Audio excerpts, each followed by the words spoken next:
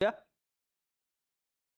Good evening प्यारे बच्चों, स्वागत है आपका अपने यूट्यूब चैनल टॉपर्स अड्डा 91 पर। प्यारे बच्चों, जैसा कि हमने कहा था कि 20 तारीख से आपकी नाइन्थ क्लास के सब्जेक्ट्स की क्लासेस भी शुरू हो जाएंगी। तो हमारी क्लासेस शुरू हो चुकी हैं, कक्षा 9th की भी, और कक्षा 10वीं की बोर्ड एग्जाम्स की तैयारी 15 तारीख से चालू है। सभी क्लासेस रेगुलर उस पर हो रही है हमारे चैनल पर। सुबह 6:30 बजे मैथ की क्लास होती है, 7:30 बजे से एसएसटी और हिंदी की क्लास होती है। शनिवार और रविवार को अंग्रेजी की क्लास होती है, आपकी मैराथन क्लास रहती है 2-3 घंटे की, है ना। उसके बाद अन्य सब्जेक्ट की क्लास भी अल्टरनेट आपकी रहती है। और शाम को आपकी 8:30 बजे से साइंस की क्लास रहती है कक्षा 10वीं की, जिसमें बच्चों के काफी अच्छे रिव्यू आ रहे हैं, बच्चों को बहुत अच्छे से समझ में भी आ रहा है, क्योंकि हमारे समझाने का तरीका बहुत आसान है। और जो हम पीडीएफ आपको अवेलेबल करवाते हैं वो भी बहुत सरल और सहज भाषा में आपको देखने को मिलती है। ठीक है, उसी तरह से अब हम कक्षा 9वीं के विद्यार्थियों के लिए भी एक कोर्स लेकर आए हैं। ठीक है, आपके कोर्स का नाम भी संकल्प बैच है, क्योंकि कक्षा 9 बच्चों 10वीं का आधार है, मैं आपको बता चुका हूं। यदि आप कक्षा 9 में कमजोर रह जाएंगे तो कक्षा 10वीं आप ढंग से नहीं पढ़ पाएंगे, क्योंकि मोस्टली बच्चे गवर्नमेंट स्कूल के होते हैं, 8वीं तक सरकारी स्कूलों में पढ़ते हैं, जहां पर कुछ विशेष पढ़ाई उनको मिलती नहीं है, क्योंकि हमें तो नहीं मिली। तो आपको पता है कि सरकारी स्कूलों की, मोस्टली स्कूलों की स्थिति कैसी है, सभी एक से नहीं है, कई स्कूलों में बहुत अच्छी पढ़ाई भी होती है, तो बच्चों की नींव काफी कमजोर रहती है। तो हम चाहते हैं कि उस नींव को हम इतने अच्छे से, इतने मजबूती से भरें कि 10वीं क्लास में आते आते आप इतने पक्के हो जाएं, इतने मजबूत हो जाएं कि 10वीं क्लास में 90, 95, 98% तक आप अंक प्राप्त कर सको। तो उसके लिए जरूरी है प्यारे बच्चों कि आप 9वीं क्लास, कक्षा 9वीं की अपनी कक्षाएं रेगुलर तरीके से ऑनलाइन माध्यम से भी टॉपर्स अड्डा 91 पर ज्वाइन करें, और रिकॉर्डेड क्लास भी अब लगातार देखें और अपने नोट्स बनाएं। हम आपको एक उम्मीद दिलाते हैं, आपसे वादा करते हैं, कितनी सरल और आसान भाषा में आपको समझाने वाले हैं सारे सब्जेक्ट, कि आपको घर पर याद करने की जरूरत नहीं पड़ेगी। क्लास देखते ही आपको सारे सवालों के जवाब आ जाएंगे और सारे प्रश्नों के उत्तर भी याद हो जाएंगे। ठीक है, तो आपकी मैथ की क्लास भी हो चुकी है, साइंस की क्लास 9th की हो चुकी है ना, हिंदी की भी ले चुका हूं मैं। तो आज हम शुरू करने वाले हैं आपकी 9th क्लास की सामाजिक विज्ञान की पहली क्लास। हाँ बच्चों, तो जुड़ जाइए हमारे चैनल के साथ। और यदि आप इस चैनल पर पहली बार कोई वीडियो देख रहे हैं तो चैनल को सब्सक्राइब करना ना भूलें और बेल आइकन को भी दबा लें, जिससे ऑनलाइन क्लासेस और रिकॉर्डेड क्लासेस के नोटिफिकेशन भी आप तक पहुंच सकें। और वीडियो को लाइक करें और अधिक से अधिक शेयर करें, ताकि ज्यादा से ज्यादा लोग हमसे जुड़ सकें। और एक और बात, खास बात यह है कि हम किसी प्रकार की आपसे फीस इसमें नहीं लेंगे, 1 रुपए भी हमें आपसे नहीं चाहिए। हमें चाहिए आपका सपोर्ट, आपका साथ और थोड़ी सी मेहनत। ठीक है प्यारे बच्चों, best of luck, all the very very best. Class शुरू करते हैं आज की आपकी पहली क्लास से। तो आज की आपकी पहली क्लास होने वाली है प्यारे बच्चों, भारत, आकार और स्थिति, जो आपकी सामाजिक विज्ञान में बुक है समकालीन भारत। इसमें आपका पहला चैप्टर जो है, ये सारे जो हम चैप्टर पढ़ा रहे हैं 9th और 10th में, ये आपके ब्लूप्रिंट और सिलेबस के अकॉर्डिंग आपको पढ़ाए जा रहे हैं। ठीक है, तो आपको बिल्कुल निश्चिंत रहना है, किसी प्रकार से कोई चिंता नहीं करनी है।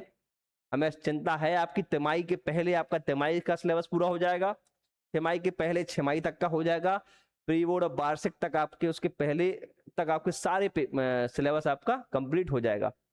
ठीक है प्यारे बच्चों, तो आप शुरू करते हैं आज की क्लास। आज की क्लास का नाम है आपका, पाठ का नाम है भारत, आकार और स्थिति। चलिए, तो बच्चों सबसे पहले तो आपको समझना होगा, आप जैसे बोर्ड पे देख पा रहे हैं, आपको ग्लोब दिख रहा है, साफ साफ दिख रहा होगा ग्लोब। तो आकार और स्थिति में इन्हीं सारी बातों के बारे में हम चर्चा करने वाले हैं। आप लोगों ने अपने स्कूल में या कहीं किसी ऑफिस में, टीवी पर, मोबाइल पर एक गोल सी चीज देखी होगी, जिसे हम ग्लोब कहते हैं या मानचित्र कहते हैं। ये आप देख पा रहे हैं यहाँ पर जो स्क्रीन पर है, इस तरह से आपने देखा होगा, इसको हम बोलते हैं ग्लोब या मानचित्र। तो आपने एक और चीज देखी होगी इस ग्लोब पर, ये 2 तरह की लाइनें आपको देखने को उसमें मिलती होंगी। एक लाइन जो आप यहाँ पर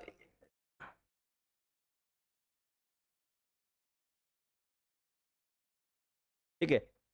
एक तो ये वाली लाइन जो आप यहाँ पर देख पा रहे हैं, ये देखिए इस तरह से, और एक इस तरह की खड़ी लाइन है। ठीक है, तो पहले जब हम भी छोटे थे, हमें नहीं पढ़ाया गया था, तब हमें भी लगता था कि आखिर है क्या, ये लाइनें क्यों खींची हैं, बीच से एक लाइन, ये इस तरह से लाइन क्यों खींची है, ये सब क्या लिखा हुआ है, कैसे चित्र बने हैं। तो इस पाठ में आपकी इन्हीं सभी शंकाओं का समाधान किया जाएगा, बिल्कुल सरल और आसान तरीके, सरल भाषा में आसान तरीके से।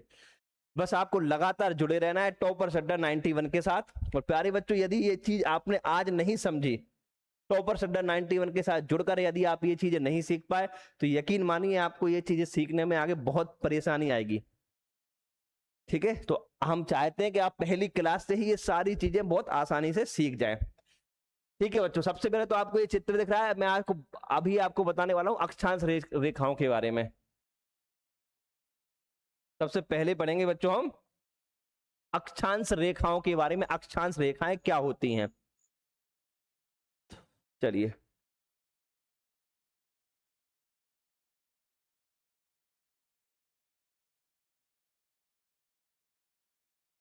तो प्यारे बच्चों, अक्षांश रेखाएं क्या होती हैं ये हम आपको ही बताने वाले हैं। ठीक है, चलिए।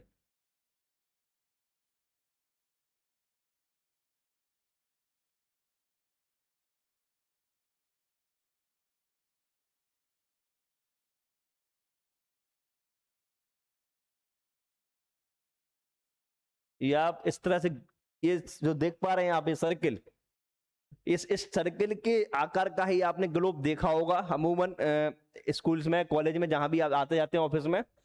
तो सबसे पहले मैं आपको बताने वाला हूं अक्षांश रेखाओं के बारे में, है ना बच्चों। चलिए, मैं सबसे पहले आपको बताने वाला हूं अक्षांश रेखाओं के बारे में। ठीक है, चलिए।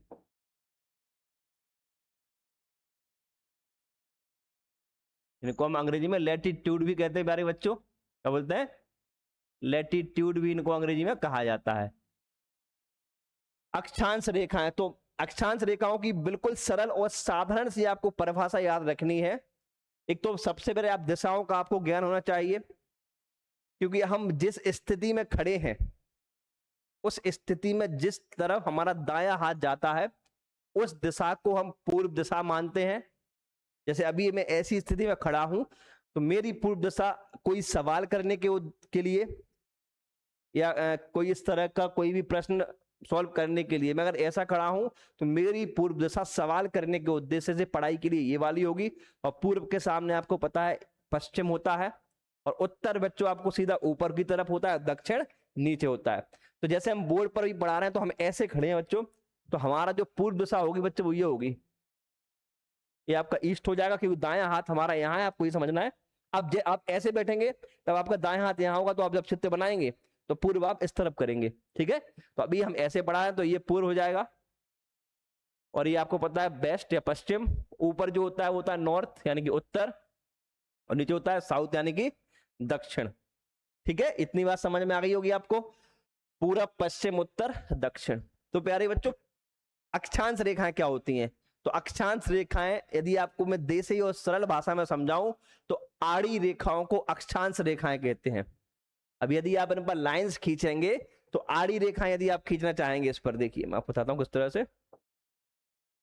आड़ी यानी कि इस तरह से यदि आप लाइन खींचेंगे, और ये लाइंस होती हैं पश्चिम से पूर्व की तरफ, ग्लोब में जो होती हैं, ये अपन अपने आपको परिभाषा लिखनी है, वो ये लिखनी पड़ेगी। ठीक है, कि मानचित्र पर या पृथ्वी पर ऐसी काल्पनिक रेखाएं जो पश्चिम से पूर्व की ओर खींची जाती हैं, अक्षांश रेखाएं कहलाती हैं। ठीक है, अब जैसे कि आप यहां पर देखेंगे, तो सबसे पहले तो आप ये चीज समझ लें कि इस पृथ्वी को दो भागों में बांटा गया है, पूरी पृथ्वी को दो भागों में बांटा गया है ना। देखिए, जैसे कि ये बीच वाली लाइन जो है, यहां से आप समझेंगे सारी चीजें। इस बीच वाली लाइन को, जो ऊपर वाला हिस्सा है, इसको बोलते हैं हम नॉर्थ पोल या उत्तरी ध्रुव। इसे अंग्रेजी में बोलते हैं नॉर्थ पोल। तो क्योंकि उत्तर दिशा वाला ऊपर वाला हिस्सा है, और नीचे वाला जो हिस्सा है वो दक्षिण वाला है, तो इसको हम क्या बोलेंगे बच्चों? दक्षिणी ध्रुव। ये सारी बातें आपको याद रखना है, बिल्कुल सरल तरीके से मैं आपको सब समझाता जाऊंगा। पूरी पृथ्वी को दो भागों में बांटा गया है इस लाइन के द्वारा। और बच्चों इस लाइन को हम क्या कहते हैं? तो प्यारे बच्चों इस लाइन को हम बोलते हैं भूमध्य रेखा या विषुवत रेखा। क्या बोलते हैं? इसको बोलते हैं भूमध्य रेखा या विषुवत रेखा।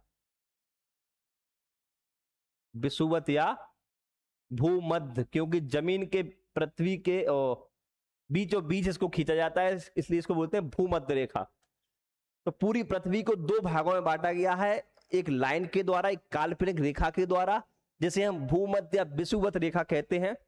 रेखा के ऊपर वाले हिस्से को हम उत्तरी ध्रुव कहते हैं या नॉर्थ पोल कहते हैं, क्योंकि ऊपर आपको पता है उत्तरी दिशा है और नीचे वाले हिस्से में ये साउथ वाला एरिया है, तो इसको हम क्या कहते हैं प्यारे बच्चों? इसको दक्षिणी ध्रुव कहते हैं। उम्मीद करता हूं इतनी बातें आपको समझ में आ गई होंगी आसानी से कि पृथ्वी को दो भागों में बांटा गया है। विषुवत या भूमध्य रेखा इसे कहा जाता है, नॉर्थ पोल और साउथ पोल इसे कहते हैं। ठीक है, चलिए अब हम क्या समझेंगे? अक्षांश। तो मैंने आपको बताया कि पृथ्वी पर आड़ी रेखाएं जो होती है उनको अक्षांश रेखा कहते हैं, यानी कि पश्चिम से पूर्व की ओर खींची गई काल्पनिक रेखाएं क्या कहलाती हैं? अक्षांश रेखाएं कहलाती हैं। देखिए इस तरह से हम समझेंगे इस बात को, जैसे ये है।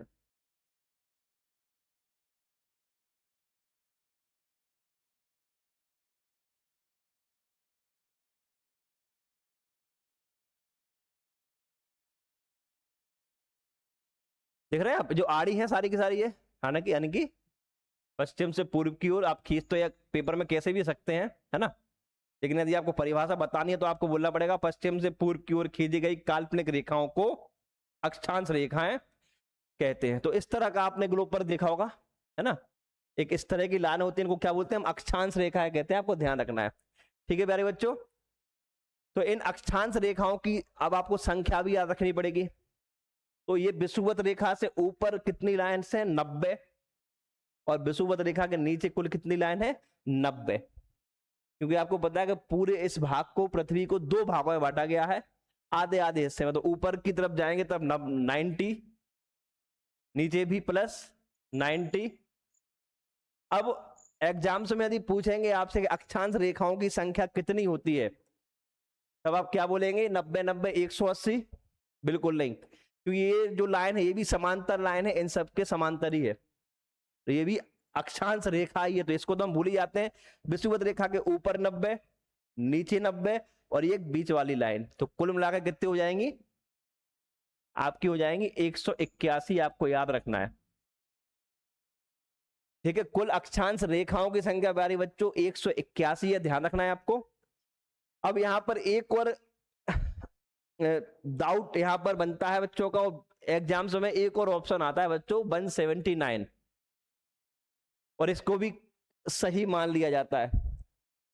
ठीक है, अब इसका कारण क्या है? तब क्या होता है, ज्यों ज्यों ये अक्षांश रेखाएं ऊपर की तरफ जाते हैं, हम जैसे जैसे आगे की तरफ बढ़ते हैं, तो इनका जो आकार है, इनकी दूरी कैसी हो जाती है? कम होती जाती है। तो जो आखिरी वाली जो लाइन है, जैसे पूरी पृथ्वी गोल है, लेकिन ध्रुवों पर बताते हैं पृथ्वी कैसी है? चपटी है, एकदम सीधी है। तो जैसे जैसे आप ऊपर की तरफ या जैसे जैसे आप नीचे की तरफ आते हैं, तो जो लास्ट वाली लाइन होती है बिल्कुल पॉइंट के जैसी दिखती है, बिंदु के समान दिखती है। तब ऐसी स्थिति में इन ऊपर और नीचे वाली लाइन को नहीं गिना जाता है। ठीक है, तब ये कितनी बचती है? ये बचती है फिर आपकी 79, है ना, नीचे वाली बचती है आपकी 79 और प्लस ये बीच वाली, तब आपकी कितनी हो जाती है? ये 179। ठीक है, अब डिपेंड करता है कि ऑप्शन में आपको क्या मिलता है।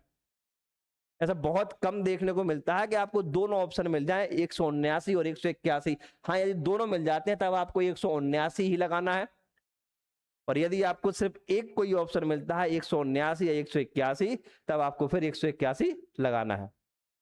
ठीक है, यदि 181 मिलता है तो 81, 79 मिलता है तो 79, और यदि आपको दोनों मिल जाते हैं तब आपको प्रायोरिटी देनी है 179 वाले आंसर को। ठीक है प्यारे बच्चों, इन सभी देशांतर के बीच की जो डिग्री है वो कितना है? 1 डिग्री की इनके बीच में दूरी है, आपको याद रखना है। ठीक है, चलिए, तो इतनी बात आपको समझ में आ गई। अक्षांश रेखा यानी कि पश्चिम से पूर्व की ओर खींची गई आड़ी रेखाएं या समांतर रेखाएं क्या कहलाती हैं? काल्पनिक समांतर रेखाएं अक्षांश रेखाएं कहलाती है। ठीक है, इतनी बातें आपको आसानी से समझ में आ गई होगी। अब इसमें एक और चीज आप को पढ़नी पड़ेगी ध्यान से। देखिए एक और, यदि आप ऊपर की तरफ जाएंगे 23.5 डिग्री, आपको ऑब्जेक्टिव में आ जाएंगे, ठीक है, जैसे आप जितना आप ऊपर जाएंगे, यदि आप 23.5 डिग्री के समथिंग पहुंच जाएंगे ऊपर की तरफ, कितना बच्चों 23.5 डिग्री यदि आप ऊपर पहुंच जाएंगे लगभग, मानिए आप यहां पर, यही काल्पनिक है वो तो ठीक है, तो मैं आपको समझाने के लिए सारी चीज बताता हूं, लगभग 23.5 डिग्री। तो 23.5 डिग्री जो ऊपर की तरफ या उत्तरी रेखा को हम बच्चों क्या बोलते हैं? कर्क रेखा बोलते हैं। ध्यान रखना है आपको, ये क्या कहते हैं? कर्क रेखा। ठीक है, 23.5 डिग्री ऊपर की तरफ जब हम जाते हैं तो जो एक काल्पनिक रेखा है उसे कहते हैं कर्क रेखा। और इतना ही जब हम नीचे की तरफ आते हैं, ठीक है, यानी कि दक्षिण की तरफ 23.5 डिग्री,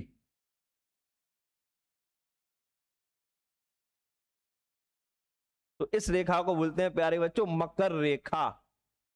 ध्यान रखना है आपको, क्या बोलते हैं? मकर रेखा। ठीक है, तो 23.5 डिग्री ऊपर की तरफ उत्तर की ओर जाने पर एक काल्पनिक रेखा खींची गई है जिसे क्या कहते हैं हम? कर्क रेखा। और 23.5 डिग्री साउथ की तरफ यानी नीचे की तरफ आने पर एक काल्पनिक रेखा मिलती है, इसे क्या बोलते हैं हम? मकर रेखा। ठीक है, तो कर्क रेखा और मकर रेखा पर कितने देश बसे हैं या कितने देशों से होकर गुजरती है, ये सारी बातें आपको पाठ में हम डिटेल में बताएंगे। फिलहाल हम अक्षांश और देशांतर रेखाओं के बारे में आज आपसे चर्चा कर रहे हैं। तो इतनी बातें आपको समझ में आ रही हैं? ठीक है, 23.5 डिग्री ऊपर की तरफ जाएंगे तब कर्क रेखा, नीचे की तरफ आएंगे तब मकर रेखा, उसको हम कहते हैं। प्यारे बच्चों 22 जून और 21 दिसंबर, 21 जून और 22 दिसंबर, यह तारीख आपको याद रखनी है। 21 जून और 22 दिसंबर। तो ऐसा बताते हैं बच्चों के 21 जून और 22 दिसंबर को जो सूर्य है वो इन कर्क रेखा और मकर रेखा पर एकदम लंबवत होता है। कर्क रेखा और मकर रेखा पर 21 जून और 22 दिसंबर को सूरज जो है वो लंबवत दिशा में होता है। तो अक्षांश रेखाओं से संबंधित इतनी बातें आपको बस याद रखनी है कक्षा 9वीं के लिए। ठीक है, कि ऐसी काल्पनिक रेखाएं जो पश्चिम से पूर्व की ओर, पश्चिम से पूर्व की ओर, ऐसी काल्पनिक रेखाएं जो पश्चिम से पूर्व की ओर जाती हैं, या आड़ी रेखाओं को हम क्या बोलते हैं? अक्षांश रेखाएं कहते हैं। इनकी संख्या प्यारे बच्चों 179 और 181। पूरी पृथ्वी को 2 भागों में बांटा गया है और जिस लाइन के द्वारा इसका डिवाइड किया गया है, विभाजित किया गया है, उसको हम विषुवत रेखा या भूमध्य रेखा कहते हैं।